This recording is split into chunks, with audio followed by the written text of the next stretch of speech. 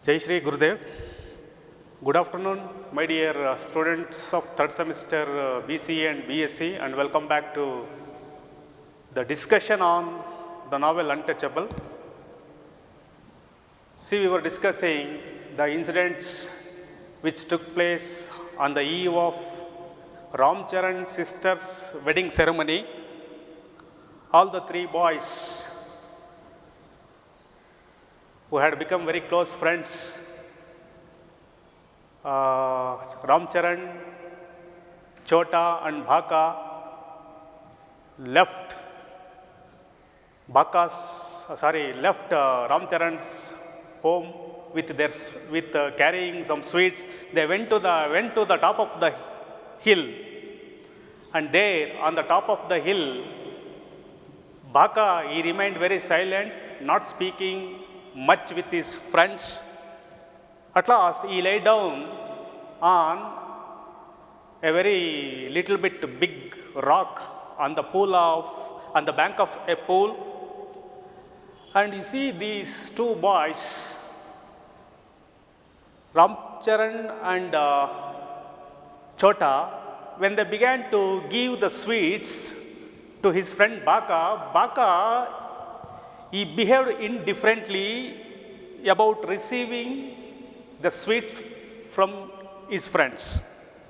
So he asked them to throw sweets to him, but the friends, Chota and Ram Charan, asked him to come and take with his own hand, but he did not like to go nearby his friends and touch them, because of still his mind was haunted by the feelings of that morning experiences, evil experiences. So finally, Ram Charan and Chota, they went near Bhaka and asked them, especially Chota asked Bhaka what has happened to him, and in a voice full of deep concern, and then he added caressingly, "Come, friend, tell us." See, Chota insisted Bhaka to tell them what is the reason for his sorrowful silence. At last, Bhaka, though he did not like to share his sorrowful feelings with his friends, finally, when he understood the friendship between him and Chota, he began to reveal Chota the three major evil incidents which took place in the morning in the Buland Shah town. Bhaka reveals his friend Chota the three evil incidents which took place on that morning. He says, first, initially, Bhaka, he refused to share his sorrowful feelings. He said that it's nothing, said Bhaka. Come, we are your friends, implored Chota. When Chota insisted Bhaka to tell him the reason for his silence and sorrow, finally Bhaka told them how, when he left them that morning, he was walking through the town, a man happened to brush past him, and how he began to abuse him, and a large crowd, and how before he could get away, he had slapped him. See, Bhaka reveals his friend Chota the three major evil incidents which took place on that morning when he left his friends Chota and Ram Charan, and when he walked through the town. The incident number 1. Bhaka reveals Chota the first incident which took place in the heart of Buland Shah town, how a upper caste Hindu man happened to touch Bhaka very slightly when he was walking through the town. The man abused. See, the Hindu upper caste man, how he abused and insulted Bhaka inhumanly. He summoned a large crowd before he could get away, how that man had slapped him because that upper caste Hindu man felt that Baka had polluted him by touching. So that's the thing. So this incident, this is the first incident which took place on that day morning in the life of Baka. See, Baka was disturbed, mentally very much disturbed by this incident. So when he revealed, when he shared this incident, this insulting incident with his friend Chota, for that Chota, being the son of leathers, being the leather worker's son, he advised, he told him, he asked him, for this Chota asked him that, why didn't you hit back? Chota asked, enraged. Chota became very angry, and at this point Chota became very angry, and he asked his friend Baka, why didn't he hit back on that upper caste Hindu? For that, Baka replied that that was not the only thing, continued Baka, and he narrated the second incident to his friend Chota, that is how the priest in the temple, the priest Pandit Kalinath, how he invited his sister Sohini to his house to clean his house and temple courtyard. When she went there, how the priest Pandit Kalinath tried to molest his sister Sohini, and then came out shouting, polluted, polluted. This is the second incident which Baka narrated to Chota, which made him to be suffer from very much sorrow. Baka narrated Chota that how the priest tried to molest his sister Sohini, and then came out shouting, polluted, polluted. See, when Baka told this incident, second incident, how his sister had been insulted by the upper caste, the priest. For this, Chota tried to console him. He began to assure Baka by telling that he should wait till the illegally begotten comes out to our street side. Said Chota indignantly, we will skin the fellow. For that, Chota assured Baka that when that man, upper caste Hindu man, who insulted inhumanly Baka on the main street of Bulandshahr, he tells that whenever that upper caste Hindu man comes to our street side, we will skin the fellow. That means we will teach the lesson, we will skin the fellow. ಅಂದರೆ ಇಲ್ಲಿ ಅವನು Baka ತುಂಬ ಸೈಲೆಂಟಾಗಿರ್ತಾನೆ. ಅದಕ್ಕೆ ಇವನು ಚೋಟ ಪ್ರಶ್ನೆ ಮಾಡ್ತಾನೆ, ಯಾಕೆ ಇವತ್ತು ಇಷ್ಟು ಸೈಲೆಂಟಾಗಿದೆಯಾ? ನಮ್ಮ ಹತ್ರ ಬಂದು ಸ್ವೀಟ್ ತೊಗೋತಾ ಇಲ್ಲ, ಸ್ವೀಟ್ ತೊಗೊಳಕ್ಕೆ ಬಂದು ತೊಗೊಳೋದು ಬಿಟ್ಟು ನೀನು ಅಲ್ಲಿಂದನೇ ಎಸಿ ಸ್ವೀಟ್ ನನ್ನ ಕಡೆಗೆ ಎಸಿ ಅಂತ ಹೇಳ್ತಾ ಇದೆಯಾ? ಯಾಕೆ? ನಾವೆಲ್ಲ ಫ್ರೆಂಡ್ಸ್ ಅಲ್ವಾ, ಒಟ್ಟಿಗೆ ಆಟ ಆಡ್ದವ್ರಲ್ವಾ, ಒಟ್ಟಿಗೆ ನಾವು ಬೆಳೆದವರಲ್ವಾ, ಒಟ್ಟಿಗೆ ಎಲ್ಲವನ್ನ ಹಂಚ್ಕೊಂಡು ತಿಂದವರಲ್ವಾ, ನಾವೆಲ್ಲ ತುಂಬ ಆತ್ಮೀಯ ಸ್ನೇಹಿತರು. ಹಾಗಾಗಿ ಏನಾಗಿದೆ ಅಂತ ಕೇಳಿದಾಗ ಅವನು ನನಗೇನು ಆಗಿಲ್ಲ, ನಾನು ಆರಾಮಾಗಿ ಏನೂ ಆಗಿಲ್ಲ ಅಂತ ಹೇಳ್ತಾನೆ ಆರಂಭದಲ್ಲಿ. ನಂತರ ಅವನು ಹೇಳ್ತಾನೆ, ಆ ದಿನ ಬೆಳಗ್ಗೆ ಬಾಕಾ ಮತ್ತು ಇವನು ರಾಮಚರಣ್ ಮತ್ತು ಇವರಿಬ್ಬರನ್ನ ಬೀಳ್ಕೊಟ್ಟು ಅವನು ರಸ್ತೆಯಲ್ಲಿ ಹೋಗ್ಬೇಕಾದ್ರೆ ಒಬ್ಬ ಅಪ್ಪರ್ ಕ್ಯಾಸ್ಟ್ ಹಿಂದೂ ತನ್ನನ್ನು ಆಕಸ್ಮಿಕವಾಗಿ ಟಚ್ ಮಾಡ್ಕೊಂಡು ಹೋಗಿ ಅವನೇ ಟಚ್ ಮಾಡಿ ತನ್ನನ್ನು ಬಹಳ ಹೀನಾಯವಾಗಿ ಅವಮಾನ ಮಾಡಿ ಬೈದಿದ್ದು, ನೀನು ಒಬ್ಬ son of a sweeper pig, dirty fellow, why did you touch and polluted me ಅಂತ ಅವನ್ನೆಲ್ಲ ನನ್ನನ್ನು ಯಾಕೆ ಟಚ್ ಮಾಡಿ ನನ್ನನ್ನು ಅಪವಿತ್ರ ಮಾಡಿದೆ, ನೀನು ಮೈಲಿಗೆ ಆಗೋಯ್ತು, ಮತ್ತೆ ನಾನು ಸ್ನಾನ ಮಾಡಬೇಕು, ನೀನು ರಸ್ತೆಯಲ್ಲಿ ಸರಿಯಾಗಿ ಬರಬೇಕಾದ್ರೆ ನೀನು ಸ್ವಲ್ಪ ನೋಡ್ಕೊಂಡು ಬರೋದಲ್ವ ಅಂತೇಳಿ ತುಂಬ ಇನ್ಸಲ್ಟ್ ಮಾಡಿದ್ದಾನೆ. ಜನನೆಲ್ಲ ಗುಂಪು ಸೇರಿಸಿ ತುಂಬ ಅವಮಾನ ಮಾಡಿ ಅವನ ಕಪಾಳ ಮೋಕ್ಷ ಮಾಡಿ ಚೆನ್ನಾಗಿ ಹೊಡೆದಿರ್ತಾನೆ, ಒಂದು ಹೇಟ್ ಕಪಾಳ ಮೋಕ್ಷ ಮಾಡಿರ್ತಾನೆ. ಆ ಅವಮಾನದ ನೋವು ಅವನಲ್ಲಿರುತ್ತೆ. ಅದನ್ನು ಹೇಳಿದಾಗ ಅವನು ಹೇಳ್ತಾನೆ, ನನಗೆ ಇದೆಲ್ಲ ಅವನು ಬಾಕಾ ಇದು ಹೇಳಿದಾಗ ನೀನು ಅವನಿಗೆ ಹಿಂತಿರುಗಿ ಹೊಡಿಬೇಕಾಗಿತ್ತು ಅಂತ ಚೋಟ ಹೇಳಿದಾಗ, ಇಲ್ಲ ಆ ರೀತಿ ಮಾಡೋಕ್ಕಾಗಲ್ಲ, ಬರೀ ಹಿಂತಿರುಗಿ ಹೊಡೆಯೋದಕ್ಕೆ ಅದೊಂದೇ ಘಟನೆ ಅಲ್ಲ, ಮತ್ತೊಂದು ಘಟನೆ ನಡೆದಿದೆ ಅವತ್ತು ಬೆಳಿಗ್ಗೆ. ಅದು ಎರಡನೇ ಘಟನೆ ಏನು ಅಂತಂದರೆ, ತನ್ನ ತಂಗಿ ಸೋಹಿನಿಯನ್ನು ದೇವಸ್ಥಾನದ ಪುರೋಹಿತ ಪಂಡಿತ್ ಕಾಳಿನಾಥ್ ತನ್ನ ಮನೆ ಮತ್ತು ದೇವಸ್ಥಾನದ ದೇವಾಲಯದ ಅಂಗಳವನ್ನು ಸ್ವಚ್ಛಗೊಳಿಸಲು ಬರೆ ಹೇಳಿದಾಗ, ತನ್ನ ತಂಗಿ ಅಲ್ಲಿ ಹೋದಾಗ ಆಕೆ ಆತನ ಮನೆಯನ್ನು ಮತ್ತು ದೇವಸ್ಥಾನದಲ್ಲಿ ಅಂಗಳವನ್ನು ಸ್ವಚ್ಛ ಮಾಡಬೇಕಾದ್ರೆ ಆಕೆಯ ಮೇಲೆ ಬಲಾತ್ಕಾರಕ್ಕೆ ಪ್ರಯತ್ನ ಪಡ್ತಾನೆ ಅವನು. ಅವಳು ತುಂಬ ಸಹಾಯಕ್ಕಾಗಿ ಕೂಗಿದಾಗ ಇವನೇ ಆಚೆ ಬಂದುಬಿಟ್ಟು ಎಲ್ಲ ಜನರನ್ನು ಸೇರಿಸಿ ಪುರೋಹಿತ ವರ್ಗದವ್ರನ್ನೆಲ್ಲರೂ ಎಲ್ಲ ಪುರೋಹಿತರನ್ನ ಸೇರಿಸ್ಬಿಟ್ಟು ಎಲ್ಲ ಅಪ್ಪರ್ ಕ್ಯಾಸ್ಟನ್ನು ಸೇರಿಸ್ಬಿಟ್ಟು ಇವಳು ನನಗೆ ನನ್ನ ಮುಟ್ಟಿ ಮೈಲಿಗೆ ಮಾಡಿಬಿಟ್ಲು ಅಂತ ಅವನು ಕಿರಿಸ್ತಾನೆ. ಇದು ತನ್ನ ತಂಗಿಗೆ ಆಗಿರ್ತಕ್ಕಂಥ ಅವಮಾನ, ಇನ್ಸಲ್ಟು ಅಂತ ಹೇಳ್ತಾನೆ.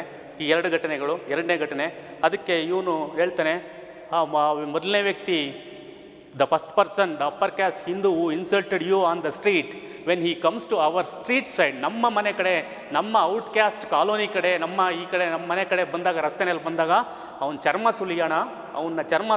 ಸುಲಿಯೋಣ, ನೀನು ಸಮಾಧಾನವಾಗಿರು. We will skin the fellow, ಅಂದರೆ ಅವನ ಚರ್ಮ ಸುಲಿದ್ಬಿಡೋಣ, ನೀನು ಯೋಚನೆ ಮಾಡಬೇಡ, ಧೈರ್ಯವಾಗಿರು ಅಂತ ಕನ್ಸೋಲ್ ಮಾಡಿದೆ. See how Chota began to console the sorrowful feelings of his friend Baka. There was another insult waiting for me further up. See, at this point, Baka began to explain his friend Chota the third incident which took place in Bulandshahr town. That is Baka, and he narrated the story of how the woman in the silversmith's alley. ಈ ಘಟನೆ ಆದ ನಂತರ ಅವನು ತನ್ನ ಸೋಹಿನಿಯನ್ನು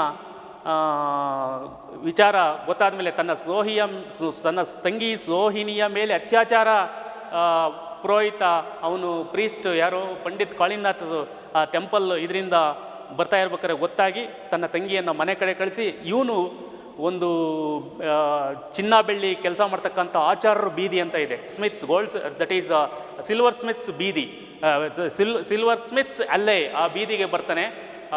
ಜನಗಳು ಏನಾದರೂ ಆಹಾರ ಕೊಡ್ತಾರೆ ತಗೊಂಡೋಗೋಣ ಅಂತೇಳಿ ಇವನು ಈ went into the street where a group of silversmiths families live to collect the food. ಅಲ್ಲಿಗೆ ಬಂದಾಗ ಅಲ್ಲಿ he was insulted by a woman who belongs to silver smith's family. The woman, she had flung the bread down at him from the top of her house. ಆ ಹೆಂಗಸು ಮನೆ ಮೇಲಿಂದ ಅವನಿಗೆ ಎರಡು ಚಪಾತಿನ ತೆಗೆದು ಮೇಲಿಂದ ಇವನಿಗೆ ಕೆಳಗಡೆಗೆ ಎಸಿತಾಳೆ. ತಗೋ ನೀನು, you dirty, the son of a sweeper, take away this food ಅಂತೇಳಿ ಎಸಿತಾಳೆ. ದೂರದಿಂದ ಮೇಲಿಂದ ಮನೆ ಟೆರೆಸಿಂದ ಕೆಳಗಡೆಗೆ ಎಸಿತಾಳೆ. ಅದು ಕೆಳಗಡೆ ಮಣ್ಣಲ್ಲಿ ಬಿದ್ದೋಗುತ್ತೆ. ಈ ಘಟನೆಯಿಂದನೂ ಸಹ ಇವನಿಗೆ ತುಂಬ ಅವಮಾನ ಆಗುತ್ತೆ. He was inhumanly abused and scolded by that woman and she ill treated him. She threw the bread down at him from the top of her house. ಈ ಮೂರು ಘಟನೆಗಳು ಬಾಕ ಅವನ ತನ್ನ ಗೆಳೆಯ ಚೋಟಾಗೆ ಹೇಳ್ತಾನೆ. ಆಗ ಈ ಮೂರು ಘಟನೆಗಳು ಹೇಳಿದಾಗ ಅವನು ಹೇಳ್ತಾನೆ, for that immediately Chota expressed his pitiful feelings, he's so sorry for his friend's sorrowful condition. Here we are sorry, assured Chota. Come, be brave, forget all this. What can we do? We are outcasts. Chota told and consoled his friend Baka by telling that we are outcasts. After all, we are outcasts. What can we do? We are helpless. So don't worry, forget all these things. Come, be brave, forget all this. He is telling his friend Baka to forget all those sorrows and sorrowful incidents and be brave and let us go and play the hockey.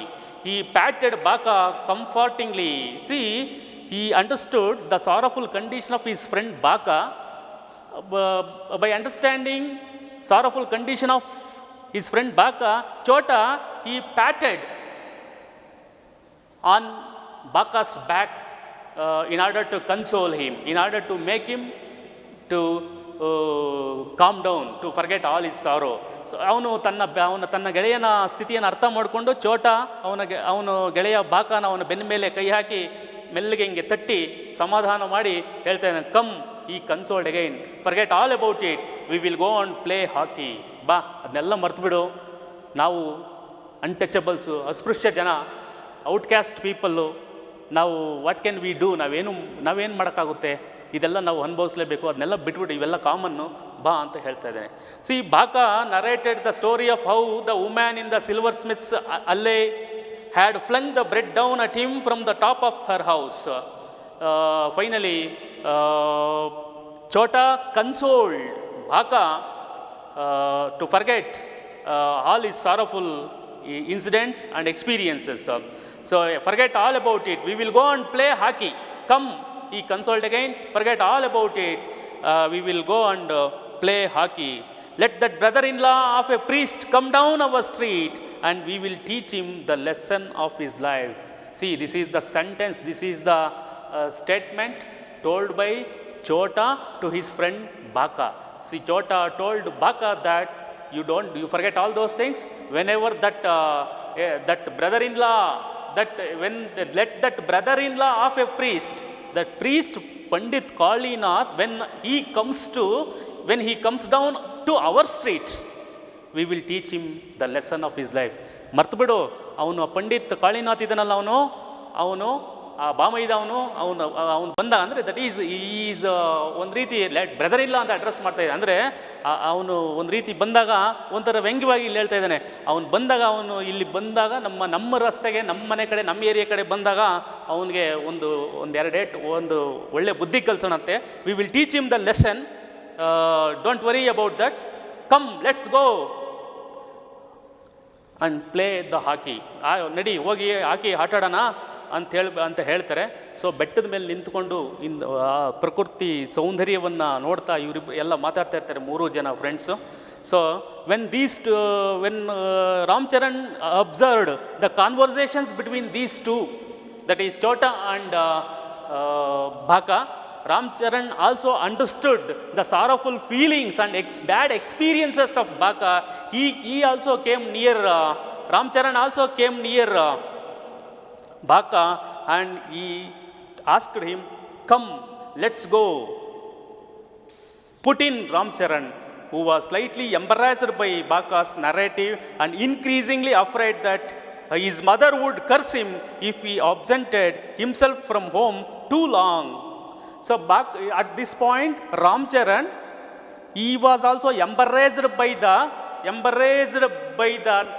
narrative of Baka's experiences.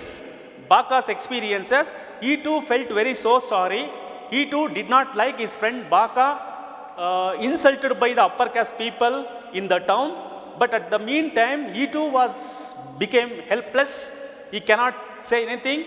He can't do any help for him. But at this point, he seemed to be that it was too much time away from their home, and he was afraid of his mother. See, Ramcharan at this point, he was very much afraid of his home, and he told both Chota and Baka that he wanted to go to home. He wanted to present himself at the home to avoid abuses from his mother. So ಅವನು ಹೇಳ್ತಾ ಇದ್ದಾನೆ, ನನಗೆ time ಆಯಿತು ಮನೆಗೆ ಹೋಗೋಕ್ಕೆ, ನಾನು ಆದಷ್ಟು ಮನೆ ಬಿಟ್ಟು ಇವತ್ತು ನನ್ನ ತಂಗಿ ಮದುವೆ ಸಮಾರಂಭ, ಇವತ್ತು ನಾನು ಆಚೆ ಬಂದು ನಿಮ್ಮ ಜೊತೆ ಇಲ್ಲಿ ಜಾಸ್ತಿ ಹೊತ್ತು ಆಯಿತು. ನಮ್ಮಮ್ಮ ಈಗ ನಾನು ಬೇಗ ಮನೆಗೆ ಹೋಗಬೇಕು, ಇಲ್ಲ ಅಂತಂದರೆ ನಮ್ಮಮ್ಮಂಗೆ ಗೊತ್ತಾದರೆ ನಮ್ಮಮ್ಮ ತುಂಬ ಇದು ಮಾಡ್ತಾಳೆ, ಬೈತಾಳೆ. ಹಾಗಾಗಿ ನಾನು ಮನೆಗೆ ಹೋಗಬೇಕು. It is time to go for home. It is time for me to go to home ಅಂತ ಹೇಳ್ತಾನೆ ಅವನು ಹೇಳ್ತಾ ಇದ್ದಾನೆ. And increasingly afraid. See, his fear of his mother has increased in his mind. Increasingly afraid that his mother means the mother of Ramcharan, would curse him if he absented himself from home too long. ಬಹಳ ಹೊತ್ತು ಮನೆಯಿಂದ ಹೊರಗಡೆ ಇದ್ದರೆ ತನ್ನ ತಾಯಿ ತನ್ನನ್ನು ಬೈತಾಳೆ ಎಂಬ ಆತಂಕ, ಭಯದಿಂದ ಇವನು ಹಾಗಾಗಿ ಆದಷ್ಟು ಬೇಗ ಮನೆಗೆ ವಾಪಸ್ ಹೋಗಬೇಕು. I will have to put in an appearance at home. ಅಂದರೆ that means I will have to go to my home. I will have to present myself at my home today, because otherwise I will get a severe abuse from my mother. ಇಲ್ಲ ಅಂದರೆ ನಾನು ಹೋಗಲಿಲ್ಲ ಅಂದರೆ, ಆದಷ್ಟು ಬೇಗ ಮನೆಗೆ ಹೋಗಿ ಸೇರ್ಕೊಳ್ಳಿಲ್ಲ ಅಂದರೆ ಮನೆಗೆ ಹೋಗಿ ಪ್ರೆಸೆಂಟ್ ಹಾಕಿ, before playing the hockey game, before returning to the field to play the hockey game, hockey ಆಟ ಆಡೋದಕ್ಕೆ ಫೀಲ್ಡ್ಗೆ ಬರೋದಕ್ಕಿಂತ ಮುಂಚೆ ಒಂದು ಸಲ ಮನೆಗೆ ಹೋಗಿ ಬಂದುಬಿಡ್ತೀನಿ, ನಮ್ಮ ತಾಯಿಗೆ ಮುಖ ತೋರಿಸ್ಬಿಟ್ಟು ಬರ್ತೀನಿ, ಇಲ್ಲ ಅಂತಂದರೆ ಲೇಟಾಗಿದೆ, ನಮ್ಮ ತಾಯಿ ನನ್ನ ಬೈತಾಳೆ ಅಂತ ಹೇಳ್ತಾ ಇದ್ದಾನೆ ಅವನು ರಾಮ್ಚರಣ್ ತನ್ನ ಇಬ್ಬರು ಗೆಳೆಯರು ಚೋಟಾ ಮತ್ತು ಬಾಕಾಗೆ. I will have to put in an appearance at home before I can come and play hockey with you. ನಿಮ್ಮೊಂದಿಗೆ ನಾನು ಮತ್ತೆ ಬಂದು ಹಾಕಿ ಮೈದಾನದಲ್ಲಿ ಫೀಲ್ಡಲ್ಲಿ ಸೇರಿಕೊಂಡು ನಿಮ್ಮೊಂದಿಗೆ ಹಾಕಿ ಆಟವನ್ನು ಆಡುವುದಕ್ಕಿಂತ ಮುಂಚೆ ನಾನು ನನ್ನ ಮನೆಗೆ ಹೋಗಿ ಬರುತ್ತೇನೆ, ರಾಮ್ಚರಣ್ ತನ್ನ ಗೆಳೆಯರಿಗೆ ಹೇಳಿತ್ತು. ಯಾಕೆಂದರೆ ನಾನು ಹೋಗಲಿಲ್ಲ ಅಂತಂದರೆ ಬಹಳ ಹೊತ್ತು ನಾನು ಮನೆಯಿಂದ ಹೊರಗಡೆ ಇದ್ದರೆ ನನ್ನ ತಾಯಿ ನನ್ನನ್ನು ಬೈತಾಳೆ. He said looking from Chota to Baka. See, looking at his both friends, Chota and Baka, Ramcharan told that he wanted to go to home, and then he would return and join them to play the hockey match. Come, urged Chota softly. At this point, Chota very softly he spoke with his friend Baka, and he told him that, come, urged Chota softly with a deep strain of melancholy in his voice. See, Chota, there was a sorrowful feeling in his voice, and softly he told his friend Baka, come, let's go to our home, and we will join again together to play the hockey match.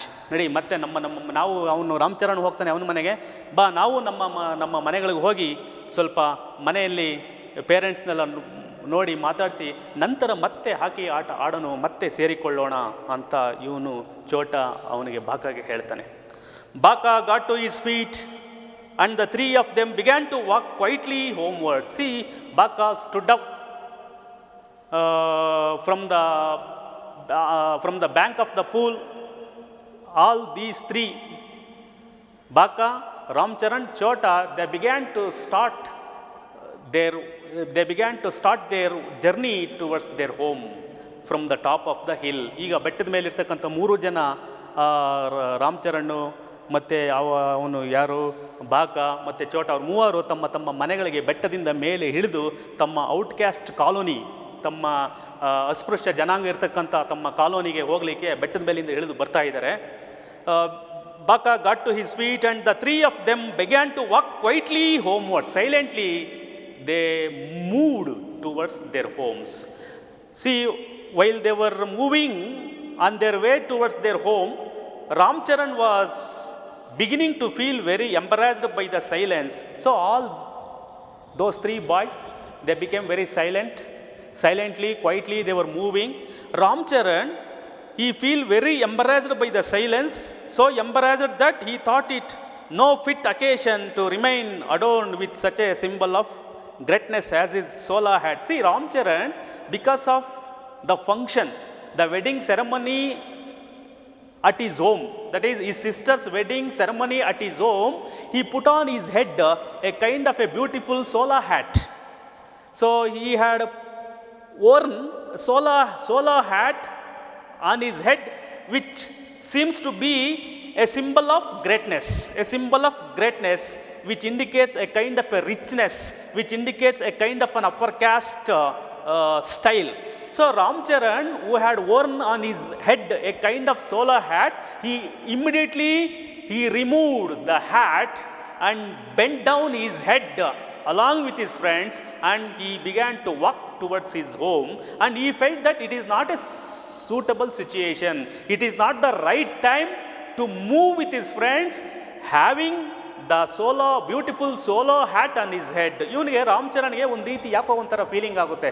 ತನ್ನ ಗೆಳೆಯ ಬಾಕ ತುಂಬ ದುಃಖದಲ್ಲಿ, ನೋವಿನಲ್ಲಿ ಈ ರೀತಿ ಇರಬೇಕಾದ್ರೆ ತಾನು ಸುಂದರವಾಗಿರ್ತಕ್ಕಂಥ solo ಟೋಪಿಯನ್ನು ತಲೆ ಮೇಲೆ ಇಟ್ಕೊಂಡು ಅವನ ಜೊತೆಯಲ್ಲಿ ಹೋಗ್ತಕ್ಕಂಥದ್ದು ಸರಿಯಲ್ಲ, ಇದು ಸೂಕ್ತ ಸಮಯವಲ್ಲ.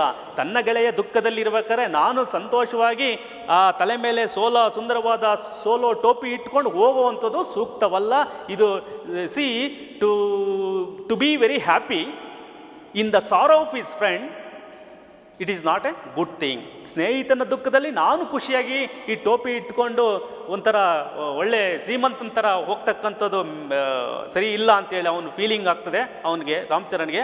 ಅವನು ಇಮ್ಮಿಡಿಯೇಟ್ ಆ ಟೋಪಿಯನ್ನು ತಲೆಯಿಂದ ತೆಗೆದು ಒಂದು ರೀತಿ ತಲೆ ಬಗ್ಗಿಸಿಕೊಂಡು ಸೈಲೆಂಟಾಗಿ ಅವನು ಸಹ ಅವ್ರ ಮನೆ ಕಡೆಗೆ ಹೋಗ್ತಾ ಇದ್ದಾನೆ. ಸೊ ಎಂಬರೇಸ್ಡ್ ದಟ್ ಈ thought, Ramcharan thought it no fit occasion, it is not a suitable occasion, it is not a suitable situation to remain adorned with such a symbol of greatness, ಆ ಸಿಂಬಲ್ ಆಫ್ ಗ್ರೇಟ್ನೆಸ್ ಆಗಿರ್ತಕ್ಕಂಥ ಆ ಅಲಂಕಾರವನ್ನು ತಲೆಯ ಮೇಲೆ ಟೋಪಿಯನ್ನು ಇಟ್ಟುಕೊಂಡು ಮೆರಿತಕ್ಕಂಥ ಸಮಯ ಇದಲ್ಲ. As his sola hat, so he lifted his large headgear off its small uneasy seat and followed sheepishly means he walked towards his home like a sheep. ಕುರಿ ಥರ, ಕುರಿ. ಶೀಪಿಶ್ಲಿ ಅಂದರೆ ಕುರಿ, ತನ್ನ ತಲೆ ಬಗ್ಗಿಸ್ಕೊಂಡು ಆ ಕುರಿ ದಾರಿನಲ್ಲಿ ಹೋಗ್ಬೇಕಾರೆ ತಲೆ ಬಗ್ಗಿಸ್ಕೊಂಡು ಯಾವ ರೀತಿ ಹೋಗ್ತಾ ಇರುತ್ತೆ, ತಲೆ ಎತ್ತದಲ್ಲೇ ಯಾವ ರೀತಿ ಹೋಗ್ತಾ ಇರುತ್ತೋ ಆ ರೀತಿ ಕುರಿ ರೀತಿ ತಲೆ ಬಗ್ಗಿಸ್ಕೊಂಡು ಇವನು like a sheep he bent down his head, removed sola hat and he walked towards his home. Baka Saul seemed to lie. See, at this point, when Baka understood how these two friends tried to console him to forget all his sorrows, Baka now his soul became open-minded, completely open and frank. Baka's soul seemed to lie bare. Lie bare means his soul completely became open-minded, completely, that is bold and frank and open-minded. He became open-minded. Baka's soul seemed to lie bare before his friends, bruised and tender. Chota felt with him. He allied himself with Baka's mood. The sympathy, see, these two friends, Chota and Ramcharan, they expressed very much sympathy towards their friend Baka's feelings. The sympathy that the repetition of his narrative evoked from his friends accentuated Baka's self-pity. He began, as he walked along, to feel the heart burnings of the morning. See, when Baka was walking towards his home, he once again recalled the evil incident which insulted him that morning, and also he recalled the attitudes of his friends Chota and Ramcharan. Now, when Baka remembered all those insults which took place in the town, he became very angry. Within himself, he became very angry. Walked along, so Baka felt that the heart burnings of the morning. That means he became very angry when he remembered about the incidents which took place in the morning. He felt furious. Baka felt furious. Baka felt very angry. His fury, his angry, heightening with the invisible strength that the presence of his two friends gave him. See, the two friends, they filled some kind of courage in his heart. When he got the strength of his two friends, naturally his angry within his mind increased about such insulting incidents. That the presence of his two friends gave him, Chota and I could teach the immortal wretch of a Brahmin a lesson, he reflected. For this, Baka reflected, and he tells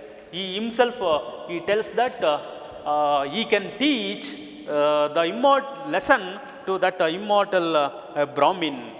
So now all the boys, when they started to come down from the top of the hill, ಆ ಬೆಟ್ಟದ ಮೇಲಿಂದ ಅಲ್ಲಿ ಇಳಿದು ಬರ್ತಾ ಇರಬೇಕಾದ್ರೆ ಅಲ್ಲಿ ಒಂದು ಕಡೆ ಬೆಟ್ಟದ ಮೇಲಿಂದ when they are coming from the top of the down, Baka look at the entire town from the top of the hill. ಆ ಬೆಟ್ಟದ ಮೇಲಿಂದ ಇಳಿದು ಬರ್ಬೇಕಾದ್ರೆ ನೋಡ್ತಾನೆ, Baka looked at the different 4 directions. ಅಲ್ಲಿ ಡೈರೆಕ್ಷನ್ಸ್ ನೋಡ್ತಾ ಇದ್ದಾನೆ. ಇಲ್ಲಿ ಬರಬೇಕಾದ್ರೆ ಇಲ್ಲಿ ಸ್ವಲ್ಪ ರಾಮ್ಚರಣ್ ಇವನು ಕೇಳ್ತಾನೆ, where is he gone Ramcharan, said Chota to relieve the tension. Now Chota, to relieve the tension, he asked Baka, where is he Ramcharan gone? Ram Charan ಎಲ್ಲೋದ ಅವನು ಅಂತ ಕೇಳ್ತಾನೆ. ಅದಕ್ಕೆ ಇವನು ಹೇಳ್ತಾನೆ, at this point Baka cut some jokes. He replied that Ramcharan goes looking for mushrooms. Ram Charan mushrooms ನೋಡೋದಕ್ಕೆ ಹೋಗಿದ್ದಾನೆ ಅಂತ joke ಮಾಡ್ತಾನೆ. Baka joked. With this, his knitted brows relaxed and his forehead uncreased. Then he was absorbed in the spectacle of the town at Bulandshahr. See, Baka, when he is coming down from the top of the hill, he looked at the Bulandshahr town, the beautiful view. He looked at the four directions, ನಾಲ್ಕು ಬೆಟ್ಟದ ಸುತ್ತ 4 ದಿಕ್ಕುಗಳು, is to, west, north, south. ಈ 4 ದಿಕ್ಕುಗಳು ಏನಿದೆ, 4 ದಿಕ್ಕಿನ ಕಡೆ ನೋಡ್ತಾ ಇದ್ದಾನೆ ಇವನು, ಯಾರು Baka. He was observed in the spectacle of the town of Bulandshahr, sleeping the entire town. It was completely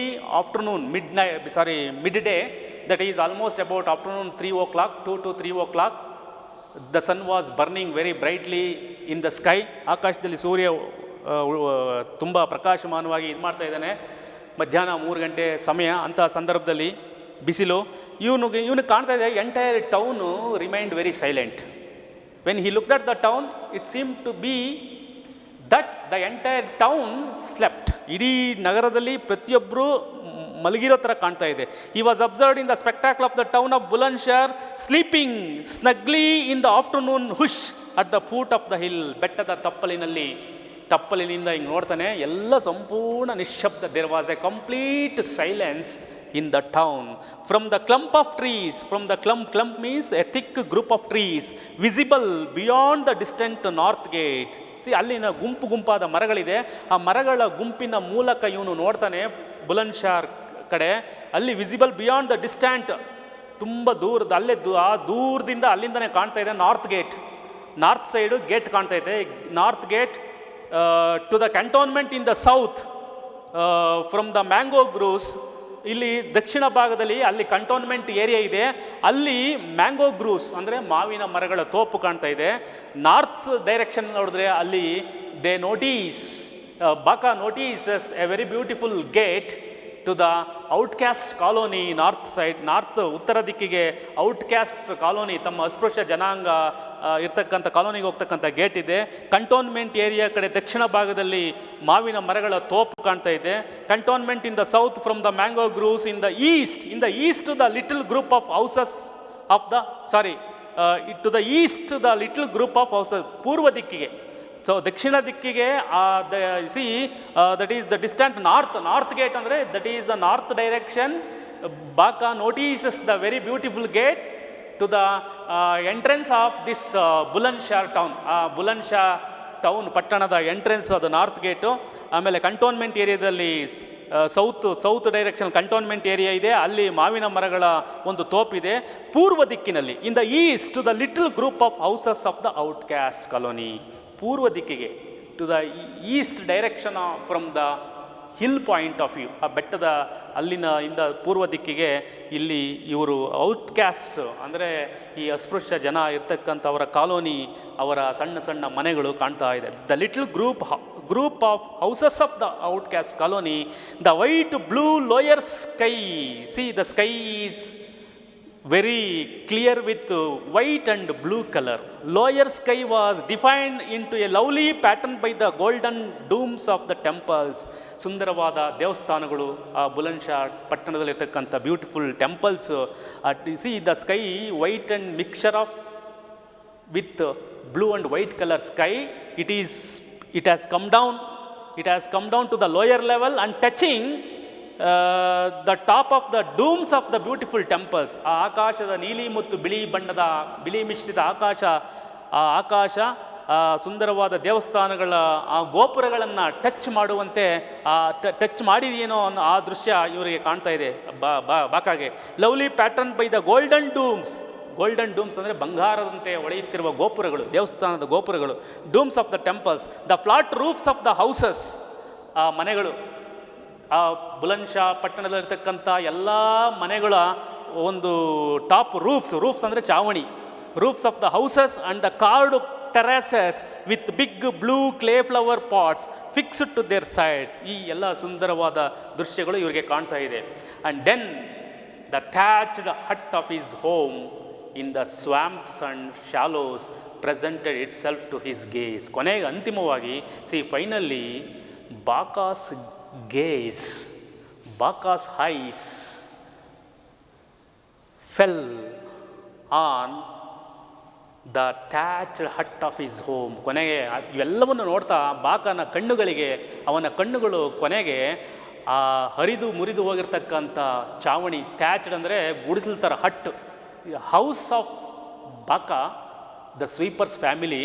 it was built up with mud walls.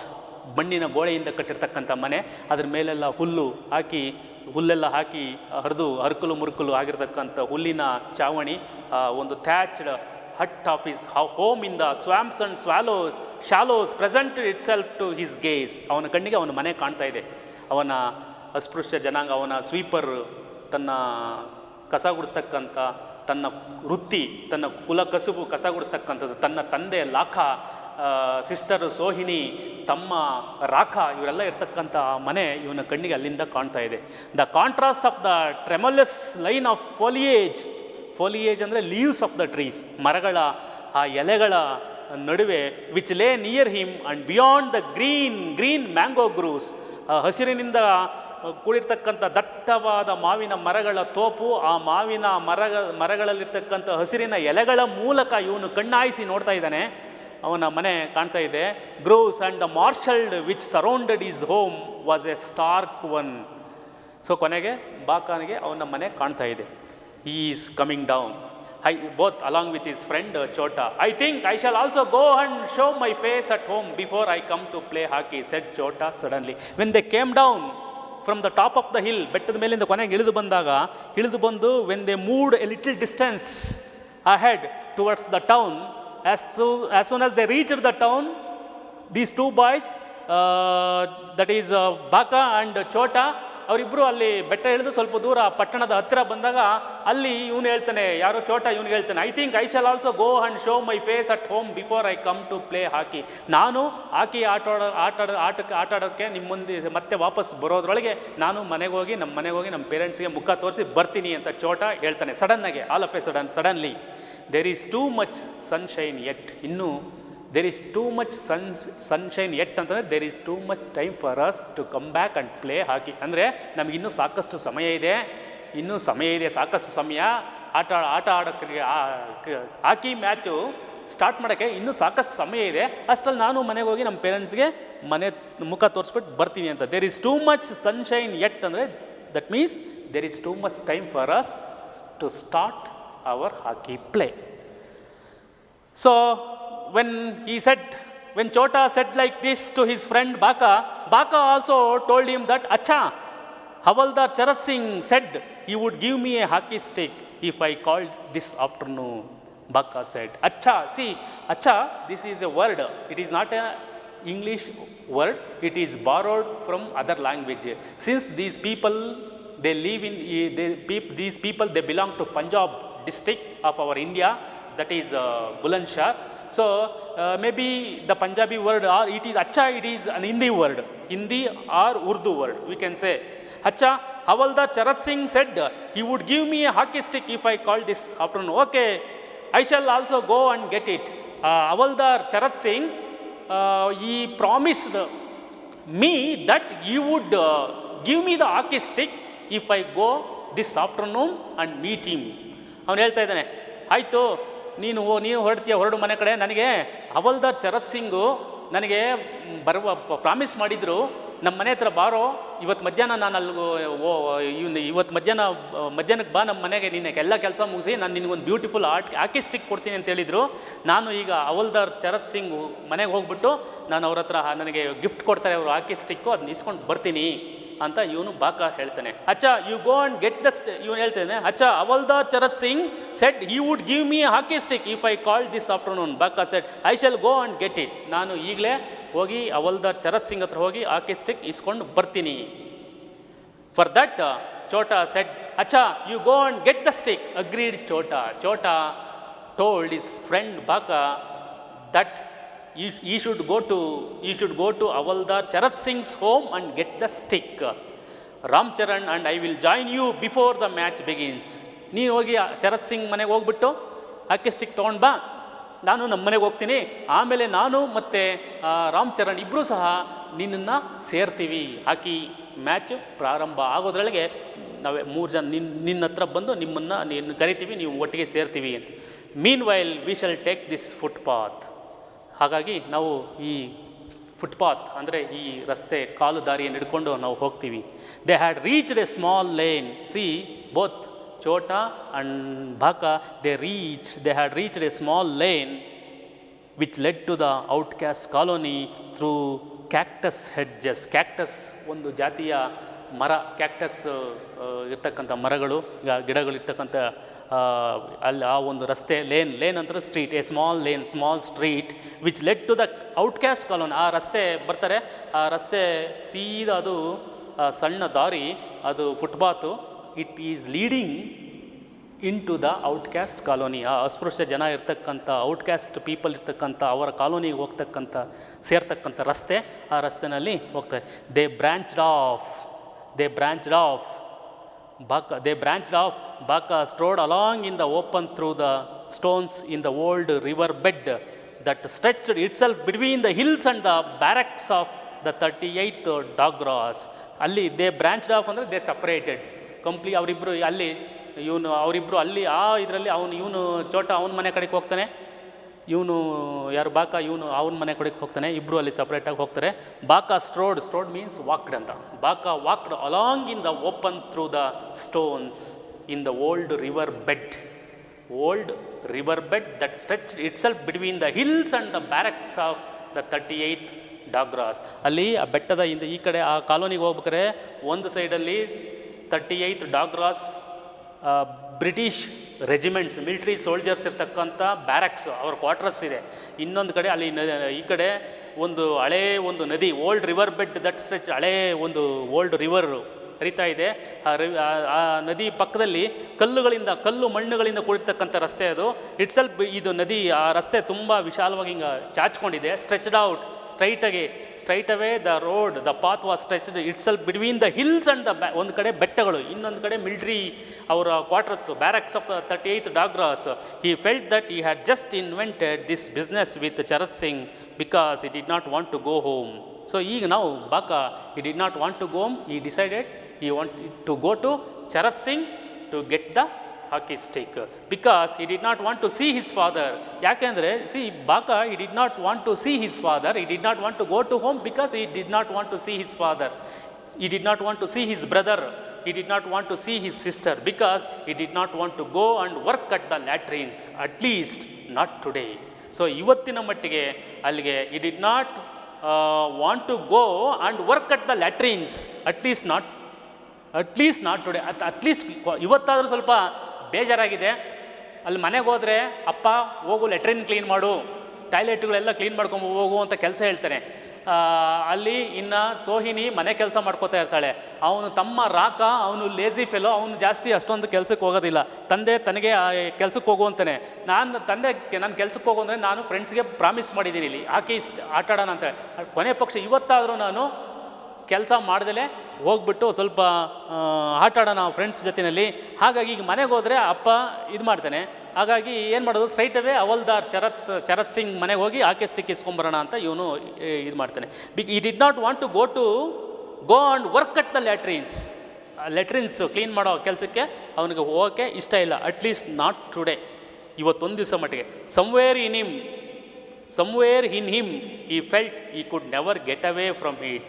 ಆದರೆ ಎಲ್ಲೋ ಒಂದು ಕಡೆ ಅವನಲ್ಲಿ ಒಂದು ಕಡೆ ತಳಮಳ ಮನಸ್ಸಿನಲ್ಲಿ, ನಾನು ಅಷ್ಟು ಸಿನ್ಸಿಯರಾಗಿ ಕೆಲಸ ಮಾಡೋನು, ಅಷ್ಟು ಆನೆಸ್ಟಾಗಿ ಕೆಲಸ ಮಾಡೋನು, ಎಲ್ಲೋ somewhere in him ಅಂದರೆ ಅವನಲ್ಲಿ ಎಲ್ಲೋ ಒಂದು ಕಡೆ ಒಂದು ಭಾವನೆ ಇದೆ, ಫೀಲಿಂಗ್ ಇದೆ. he felt that he could never get away from it. ಅಂದರೆ that means he could never escape from doing the work on latrines clean ಮಾಡ್ತಕ್ಕಂಥ ಕೆಲಸದಿಂದ ತಪ್ಪಿಸ್ಕೊಳ್ಬಾರ್ದು ಅನ್ನೋ ಭಾವನೆ ಅವನಲ್ಲಿ ಬೀಳ್ತಾ ಇದೆ.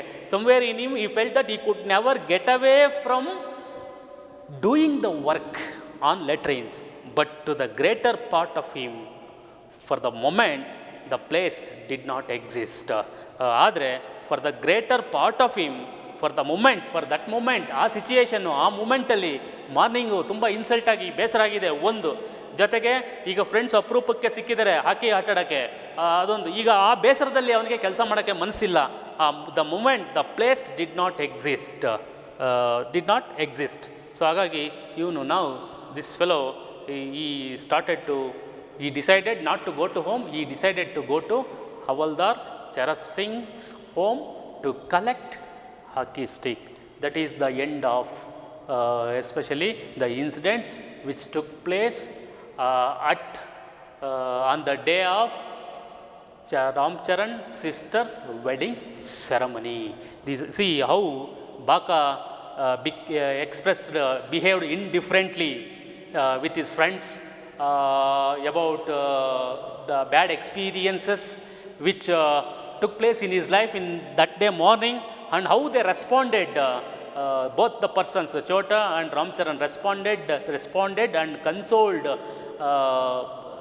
Baka to forget all those things and let us play joyfully.